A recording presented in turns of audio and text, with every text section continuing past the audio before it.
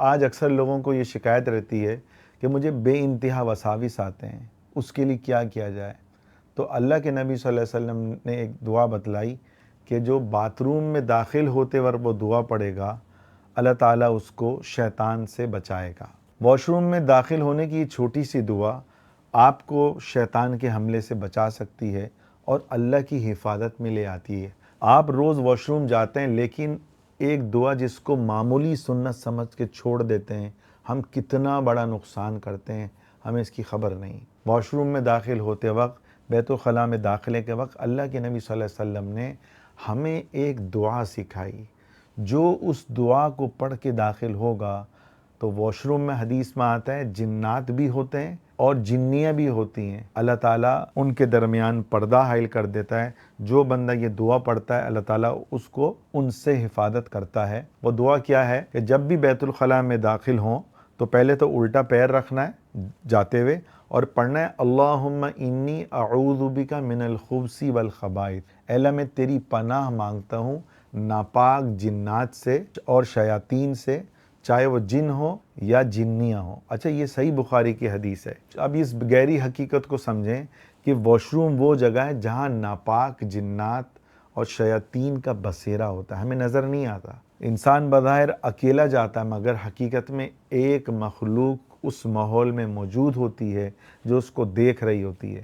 یہ تو اللہ نے ان کے ہاتھ باندھے ہوئے ہیں کہ ان کی اندر اتنی ہمت نہیں ہے کہ وہ ہاتھ لگا سکے کسی ایمان والے کو، لیکن وہ ہمارے اعضاء کو نہ دیکھے تو اس کے لیے آپ سے ہم نے دعا بتائی۔ جو اس کا اہتمام کرے گا اس کا کیا فائدہ ہوگا؟ وہ شیطانی وساوس سے محفوظ رہے گا۔ اسی طرح جو کھانا کھاتے وقت بھی بسم اللہ پڑھے گا، شیطان اس کے ساتھ کھانا نہیں کھا سکتا تو بھی بندہ شیطانی اثرات سے محفوظ بنے گا۔ اور یہ دعا انسان اور شیطان کے درمیان، جنات کے درمیان محفوظ پردہ بن جاتی ہے، ایک کوچ بن جاتی ہے۔ آج ہزاروں لوگ ہیں جو کہتے ہیں جی ہمارے ساتھ جن کا مسئلہ ہے، شیاطین کا مسئلہ ہے۔ کیا وہ واش روم میں داخل ہونے سے پہلے یہ دعا پڑھتے ہیں؟ اور ایک چیز یاد آئی کہ باتھ روم سے نکلتے وقت سیدھا پیر باہر نکالنا یہ سنت ہے۔ تو جو لوگ جنات کی وجہ سے پریشان ہیں اور جنات ان پر حاوی ہے، اس کے وساوس ہیں، تو وہ اس دعا کا اہتمام کریں اور گھر میں داخل ہوتے ہوئے بھی بسم اللہ کا اہتمام کریں۔ اللہ کی قسم اس گھر میں شیطان داخل نہیں ہو سکتا۔ یہ حدیث میں جو بندہ بسم اللہ پڑھ کے جو ہے گھر میں داخل ہوتا ہے، اور حدیث کے الفاظ ہیں کہ جب بندہ بسم اللہ پڑھتا ہے تو ایک شیطان دوسرے شیطان سے کہتا ہے کہ لا مبیت لکم ولا عشاء، کہ لا مبیت لکم ولا عشاء، کہ تمہارے لیے یہاں پہ نہ رات گزارنے کی جگہ ہے نہ اس گھر میں کھانے کا حصہ ہے۔ وہ دونوں پتلی گلی سے نکل جاتے ہیں۔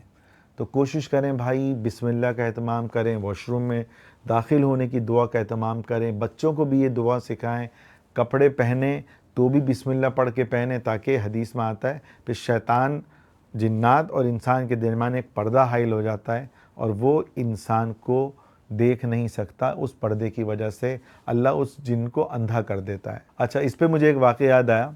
ایک نوجوان بار بار ہے نا وہ وضو کرتا، اس کو نماز میں بھی وساوس ہوتے۔ ایک اللہ والے کے پاس آیا، کہنے لگا حضرت ہر وقت مجھے ڈر لگتا ہے اور میں وساوس میں گھرا رہتا ہوں، نماز میں بھی وسوسہ ہوتا ہے کتنی رکعتیں پڑھی، اور جو ہے وضو کرتے ہوئے بھی دو دو تین تین دفعہ وضو کرتا ہوں، اور نیند بھی میری خراب رہتی ہے، گھبراہٹ ہوتی ہے، کیا کروں؟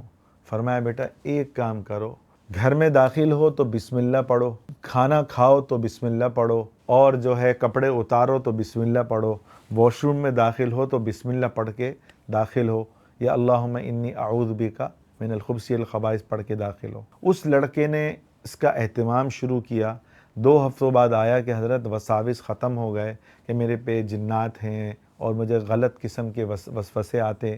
تو اللہ کا احسان ہے کہ بسم اللہ کی برکت، اللہ کے نام میں اتنی طاقت ہے کہ اس کی برکت سے یہ سارے وساوس ختم ہو گئے۔ اچھا، آج سوچیں، آج باتھ روم میں جاتے وقت جو ہے بسم اللہ پڑھتے وقت یا دعا پڑھتے وقت ہمیں موت آتی ہے، مگر آج کا نوجوان باتھ روم میں موبائل لے کے جا رہا ہے اور جو ہے باتھ روم میں باقاعدہ LCD لگی ہوئی، وہاں جو ہے گانے سننے ہیں، ڈرامہ دیکھنا ہے یا سب کچھ کرنا ہے، لیکن باتھ روم میں جاتے ہوئے بسم اللہ پڑھنے سے موت آتی ہے۔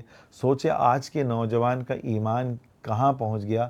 تو تو آج ہم عہد کریں کہ واش روم میں داخل ہونے سے پہلے ہم اس کی دعا پڑھیں گے، یا پھر صرف بسم اللہ پڑھ لیں یہ بھی کافی ہے، تو بھی پردہ حائل ہو جائے گا۔ اور باہر نکلیں تو غفرانک پڑھیں، اور باہر نکلیں تو غفرانک پڑھیں، اور اپنے بچوں کو بھی یہ چھوٹی چھوٹی دعائیں سکھائیں، اور چاہے وہ کپڑے پہننے کی ہوں، واش روم میں داخل ہونے یا نکلنے کی ہوں، چاہے بازار میں داخل ہونے کی ہوں، چاہے گھر میں آنے کی ہوں یا جانے کی ہوں، یا مسجد میں داخل ہونے کی ہوں یا نکلنے کی ہوں۔ اللہ تعالی ہم سب کو عمل کرنے کی توفیق عطا فرمائے۔